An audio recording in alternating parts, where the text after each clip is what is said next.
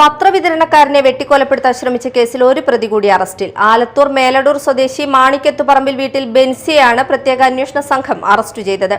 ഈ കേസിലെ ഒന്നാം പ്രതിയായ കുരുവിലശ്ശേരി വില്ലേജ് വലിയ പറമ്പ് സ്വദേശി പനവടലി വീട്ടിൽ തപസ് വേലുവിനെ മുമ്പ് അറസ്റ്റ് ചെയ്ത് റിമാൻഡ് ചെയ്തിരുന്നു.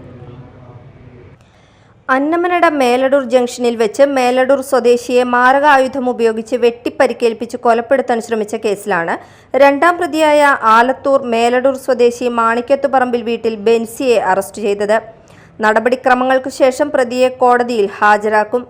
ഈ കേസിലെ ഒന്നാം പ്രതിയായ കുരുവിലശ്ശേരി വില്ലേജ് വലിയ പറമ്പ് സ്വദേശി പനവടലി വീട്ടിൽ തപസ് വേലുവിനെ മുമ്പ് അറസ്റ്റ് ചെയ്ത് റിമാൻഡ് ചെയ്തിരുന്നു. കഴിഞ്ഞ ജനുവരി 24 പുലർച്ചെ 3 മണിയോടെയായിരുന്നു സംഭവം.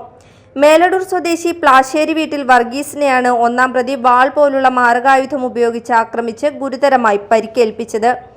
സംഭവത്തെ തുടർന്ന് വർഗീസിന്റെ ഭാര്യ നൽകിയ പരാതിയുടെ അടിസ്ഥാനത്തിൽ വധശ്രമം ഉൾപ്പെടെയുള്ള വകുപ്പുകൾ ചുമത്തിയാണ് മാള പോലീസ് സ്റ്റേഷനിൽ കേസെടുത്തിരുന്നത്. എന്നാൽ അന്വേഷണത്തിന്റെ പ്രാരംഭഘട്ടത്തിൽ പ്രതികളെക്കുറിച്ച് യാതൊരുവിധ സൂചനകളും ലഭ്യമായിരുന്നില്ല. ഈ വെല്ലുവിളി ഏറ്റെടുത്ത് പ്രതിയെ എത്രയും വേഗം നിയമത്തിന് മുന്നിൽ എത്തിക്കുന്നതിനായി തൃശൂർ റൂറൽ ജില്ലാ പോലീസ് മേധാവിയുടെ നേതൃത്വത്തിൽ ഒരു പ്രത്യേക അന്വേഷണ സംഘം രൂപീകരിച്ചിരുന്നു.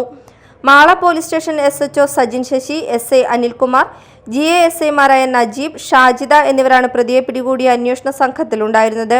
Media time, Mala.